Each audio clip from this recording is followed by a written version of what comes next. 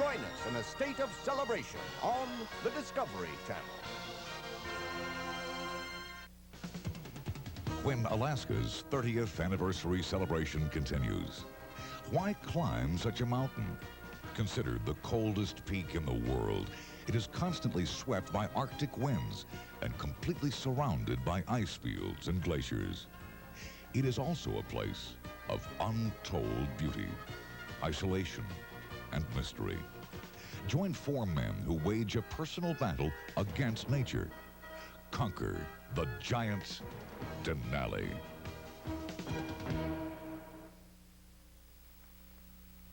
George Lee Mallory perhaps explained it best sometime before he disappeared near the summit of Mount Everest in 1924.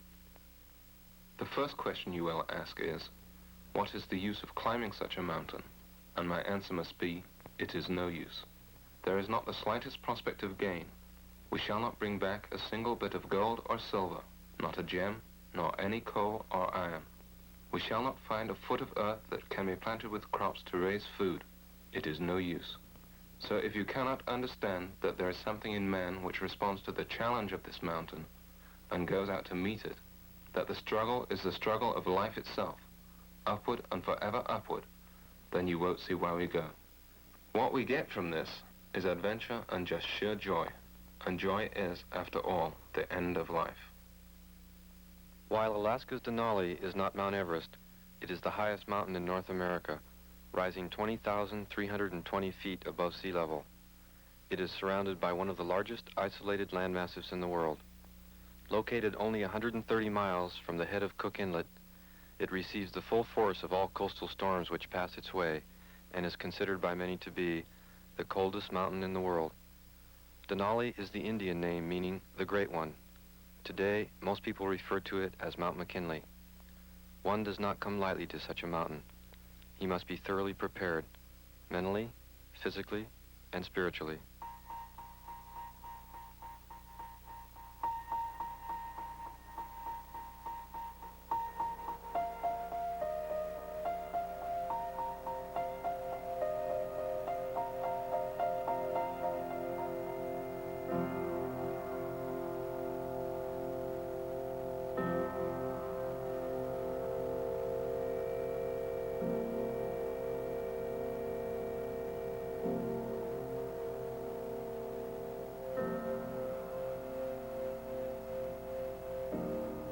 Year-round snowfall down to 4,000 feet, crevasse-filled glaciers on all sides, and weather that can change from sunshine to Arctic storm within 20 minutes help to maintain Denali's isolation, its beauty, and its mystery.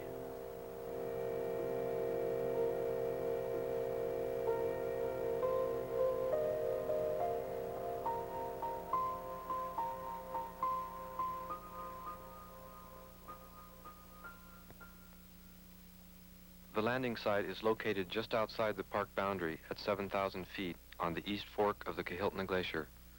From here, the West Buttress route extends 20 miles and rises 13,000 vertical feet to the summit.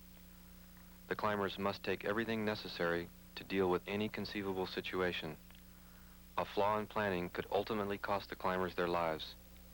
Once the plane leaves, they will be alone, left to their own resources.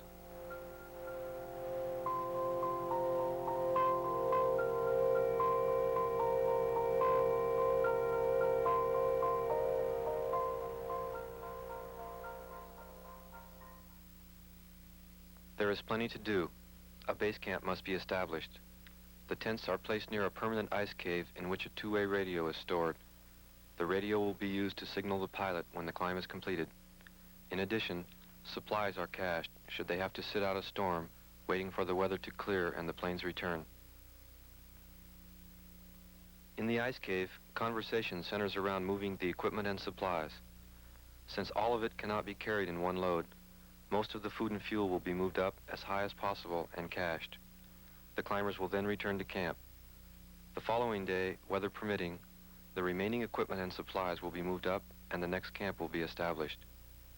In case of severe weather, the plan is to sit out the storm on half rations. Above all, shelter, food, warmth, and medical supplies must be within reach at all times.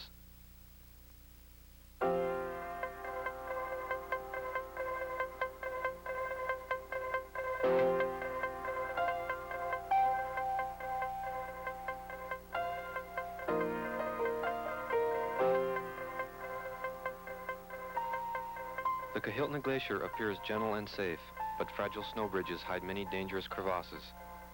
In 1967, an unroped climber disappeared into a crevasse and froze to death before he was found. To avoid this danger, the climbers roped together and used 3-foot-long bamboo wands to mark a safe trail across the glacier.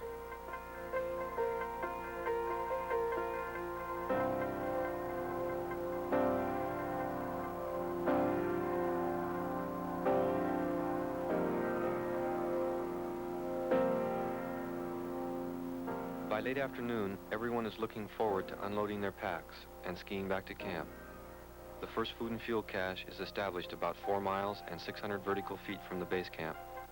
The climbers remain roped while skiing and stay close to the bamboo wands marking the trail.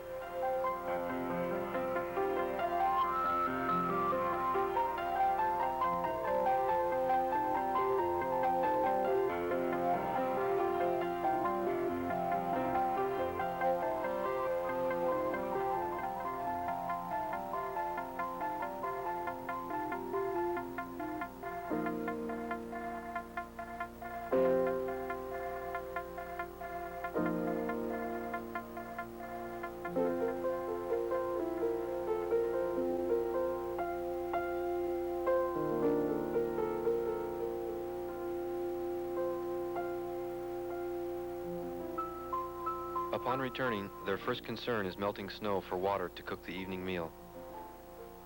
The food had been packaged in 5-gallon tins several weeks before and sent by boat to Alaska. Since the tins were not marked, anticipation grew as each new tin was opened. During the evening meal, the lunch rations are distributed and the breakfast food is set out to be ready for an early start. Each climber must sleep with 2 bottles of water, his clothes, gloves, and inner boots to keep them from freezing.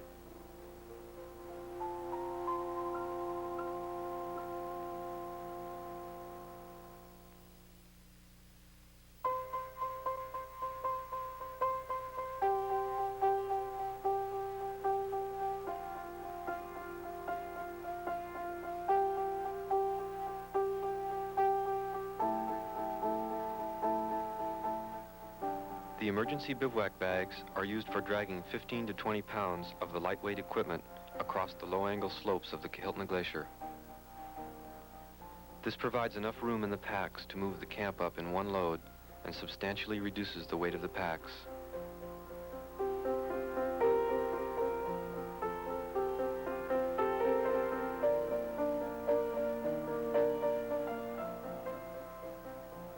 As the steepness increases, climbing skins are attached to the skis. At the day's end, or in case of poor weather, the skins can easily be removed, allowing a rapid return to camp. If they had used snowshoes instead of skis, almost as much time would be needed to return to camp as was needed to carry loads that day.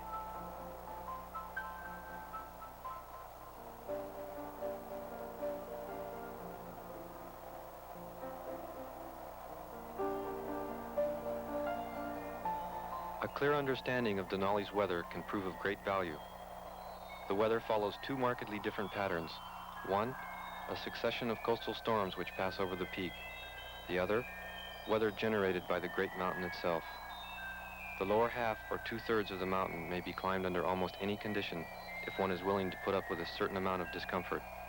On the other hand, any movement above 13,000 feet depends on good or at least reasonable weather. Few parties have experienced long spells of clear, calm skies in the Alaska Range.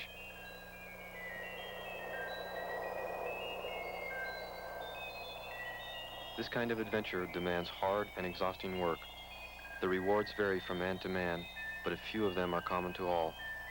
The run back down at the end of the day, getting to know the men on whom you rely and whose lives are entrusted to you, and most important of all, the privilege of knowing the mountain.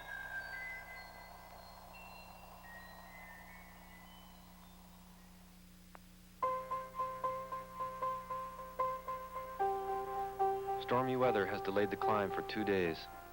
The morning of the 6th day begins cold and clear. From Camp 2 at 9,800 feet, the climbers leave the gentle slopes of the Kahiltna Glacier and the steeper climbing begins. They will try to reach the plateau just below the west buttress at 12,200 feet. The going is slow, and fresh snow makes it difficult to break trail. Each climber takes his turn in the lead.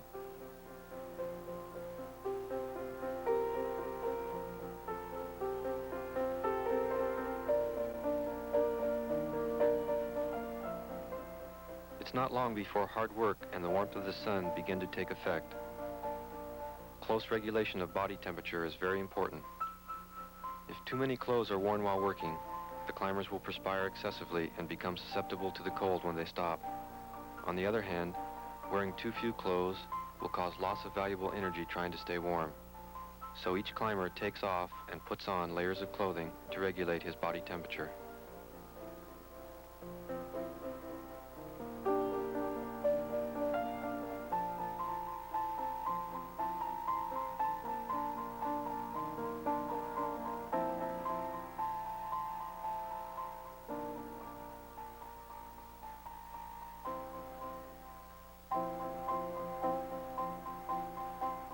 Approaching the 12,000-foot level and the plateau where Camp 3 will be established, everyone is near exhaustion, but it is the end of the day's work. It is still a bright, beautiful day, and the prospect of the downhill run helps to renew their energy.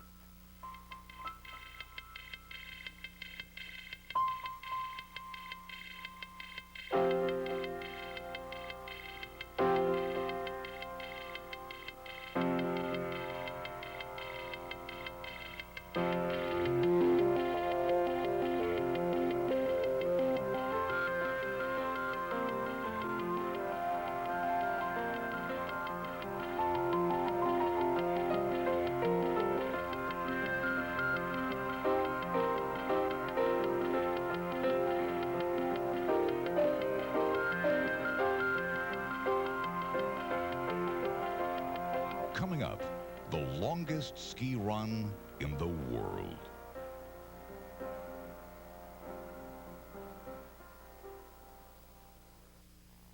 Brought to you in part by Alaska Airlines. Say, champ, what are you doing? You two know each other? Huh? So don't you sit right... Aren't you glad you used dial? How you doing there, Romeo? Don't you wish everybody did? Would you two rather be alone?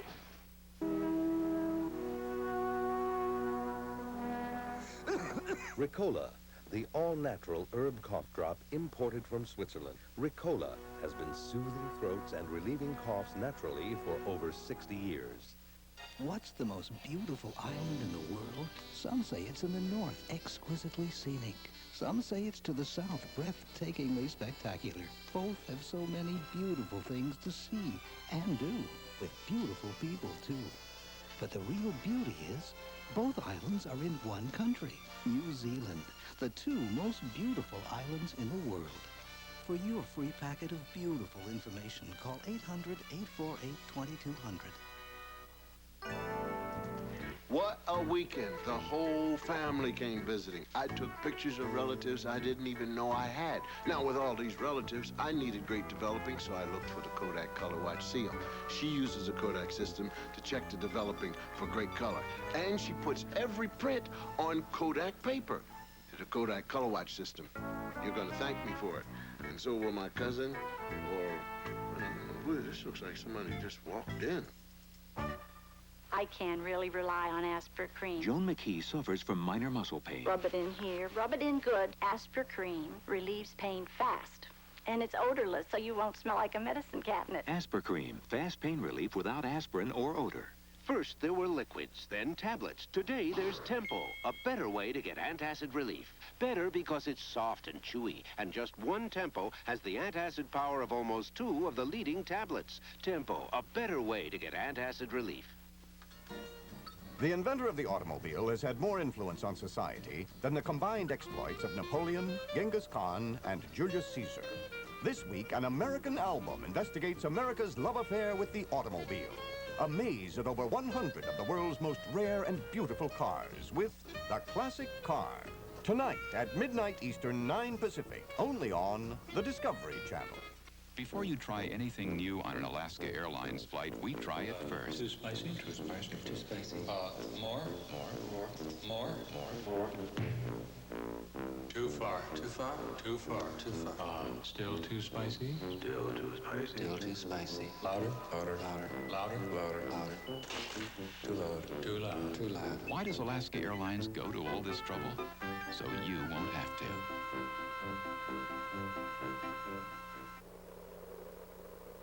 Welcome back to Discovery's Alaska Celebration.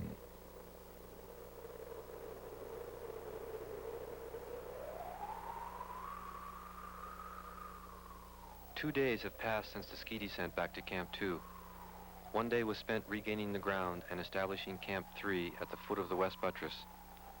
Another day passed carrying loads around Windy Corner and building a snow wall to protect the tents from possible high winds. During a previous expedition, a German climber was swept away while still in his tent and blown 1,000 feet down the mountain.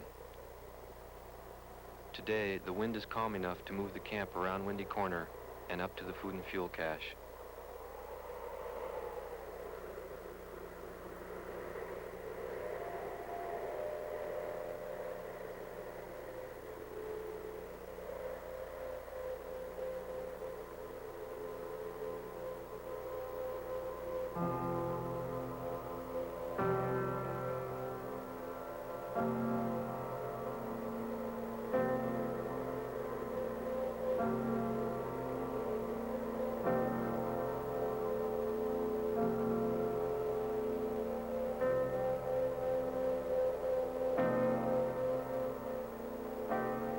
During every adventure, there are crucial days. On the West Buttress of Denali, rounding Windy Corner is such a day. It is the beginning of the upper reaches of the mountain. From here on, it will be much colder. The air will be thinner, rest stops will be more frequent, and each step will require more energy and concentration. The climbers become increasingly aware of their commitment to the climb, to the mountain, and to each other.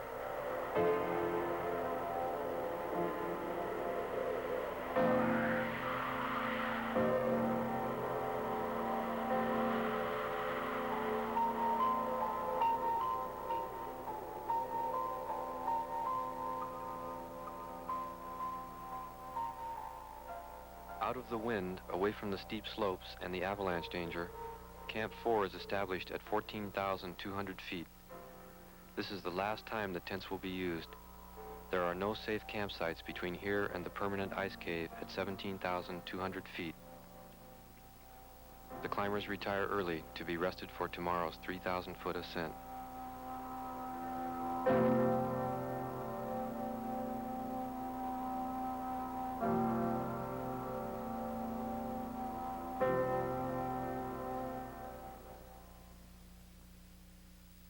Because of the cold, thin air, two climbers wake up with slight headaches.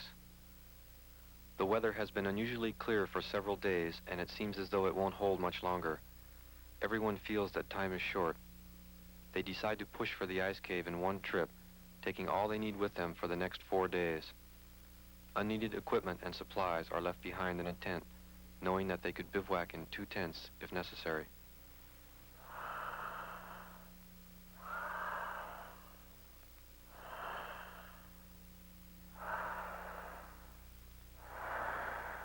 With the added weight of the skis, the packs are the heaviest they have carried, but they will only carry them once.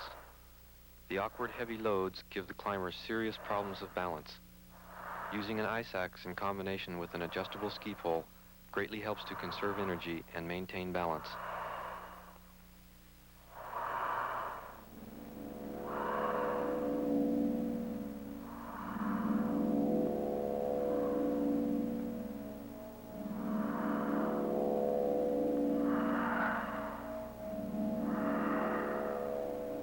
The steep slopes above the Bergschrund leading up to the col at 16,000 feet would normally require several belays, taking up valuable time.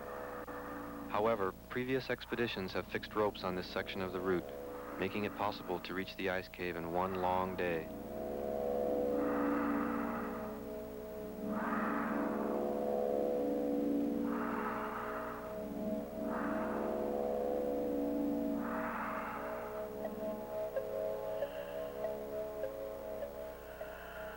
Above the col, they encounter rock and wind-packed snow, but they continue to carry their skis with the prospect of better conditions higher up.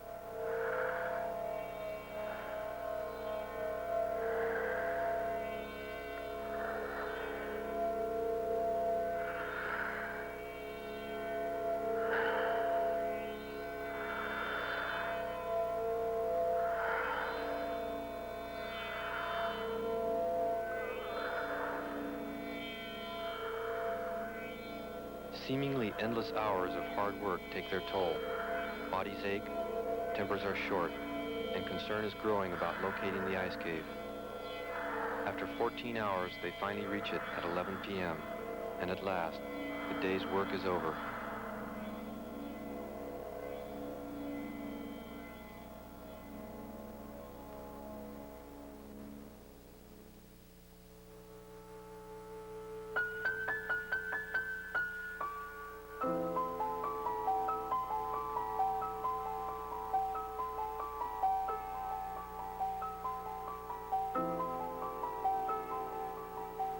After yesterday's long, hard push, energy reserves are exhausted, and no one feels ready to try for the summit. A day to rest and adjust to the altitude is necessary before attempting the final 3,000 feet.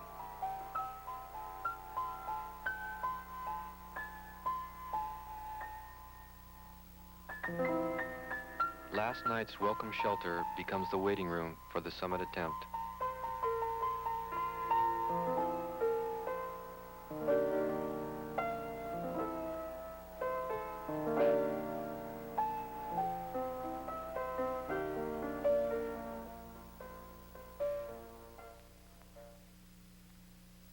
It's 6 a.m. The sky is clear, and it looks as though the weather will hold. The decision to go is made. In the darkness, it is 40 below, and movement is their only source of warmth.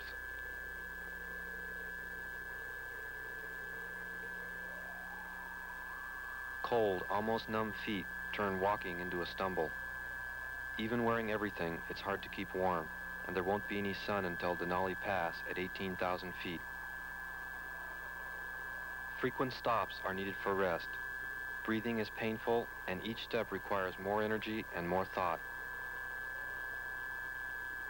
The cold, thin air gives everyone a headache, making it difficult to concentrate.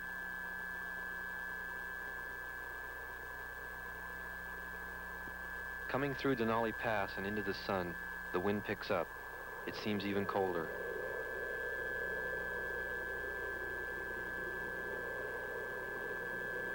Rest stops are becoming more frequent, but it's difficult to stay warm when they stop. They must keep moving.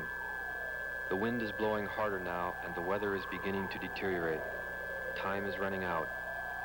Headaches are becoming more severe, and thinking is not clear. 3 climbers have signs of frostbite.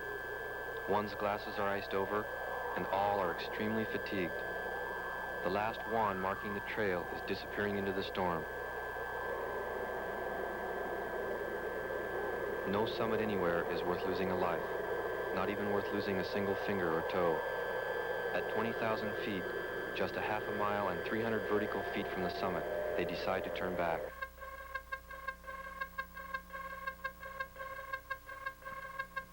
After a day's rest, they begin their ski descent from 15,000 feet to the base camp 8,000 feet below.